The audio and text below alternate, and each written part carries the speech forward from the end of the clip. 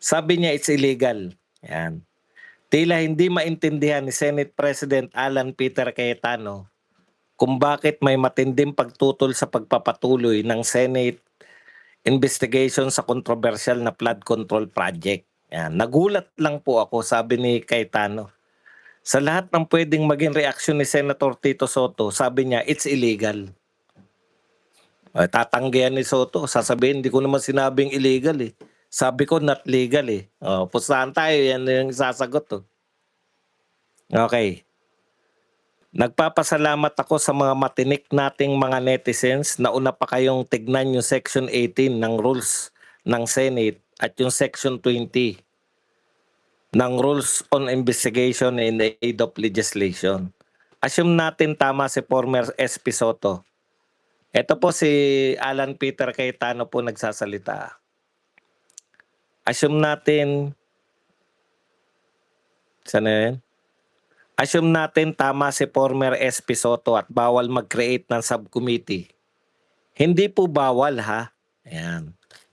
Nasa rules po yan. Pero sabihin mo na, then all the majority has to do is for the chairperson, Senator Pia Cayetano, to come out and herself with the notice on yun lang pala yung gagawin. Hindi na siya, legal na siya. Sasabihin lang po, sasabihin lang po ng chairperson na kami po ay magke-create ng subcommittee dahil marami po kaming balak imbestigahan. So, ang committee po ng Blue Ribbon Committee ay magke-create ng subcommittee para po matutukan yung investigasyon sa flood control. At ito po ay gagawin po naming pinuno ng subcommittee na ito ay si Vice Chair Rodante Marcoleta. Ayun na po. Pag sinabi po yan at is there any objection? Hearing none, pak, ayos na. Kaya kita nyo po walang walang kumontra. Wala pong kumontra kay wala pong anong tawag doon? Wala pong ibang senador na nagsabi na illegal nga yan. Kaya sabi ko, grabe talaga si Tito Soto, no? So, ano po ang ating mahihinuha? Ano po yung ating anong tawag doon? Magiging konklusyon kung bakit po ganito yung reaction ni Tito Soto at saka before, no?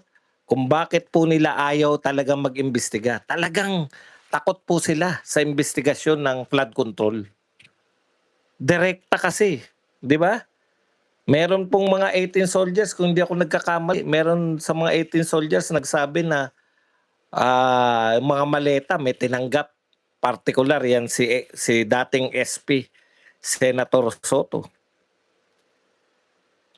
Kaya talagang kung ikaw ay naging bahagi ka ng maleta gang,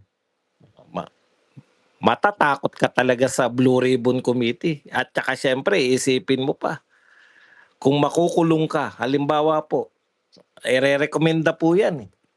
Yung Blue Ribbon Committee, pag nagrekomenda po yan sa ombudsman, at yan po ay dumaan sa investigasyon, hindi po pwedeng i-ignore yan ng ombudsman. Yung ebidensya pong makakalap sa Blue Ribbon Committee, good as evidence po yan, kahit po testimonya yan. Basta dumaan po yan sa Blue Ribbon Committee, na sumpaan po yan. At may nag-corroborate po dyan, ang tibay pong ebidensya niyan. Ire-recommenda ka ng viewers to. Nabasa ko yung view. Ire-recommenda ka ng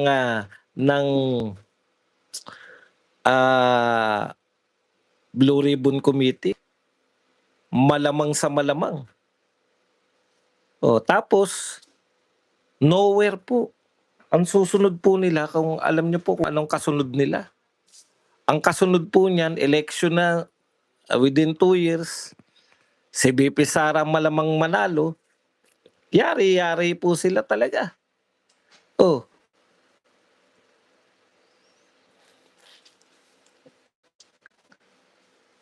or DOJ. Hindi lang po ombudsman, pwede pong DOJ or ombudsman. Kahit po i-delay nila yan, hindi naman po matatapos yan dito sa administrasyon lang ni Marcos eh. Pwede pong ituloy yung mga kaso na yan hanggang sa susunod na administrasyon. Pwede nga mag-push niyan yung DOJ na susunod kung ayaw pakialaman ng DOJ ngayon. Okay. Kaya talagang nakakatakot kung may ginawa kang kasalanan. Talagang nakakatakot kung maletagang ka.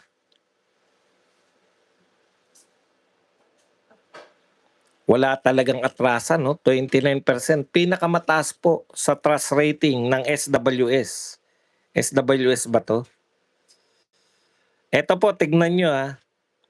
Pag po SWS at Pulse Asia, mataas po si BP Sara. Pero pag iba po, yung mga ngayon lang sumulpot, alam nyo na kung ano nagaganap.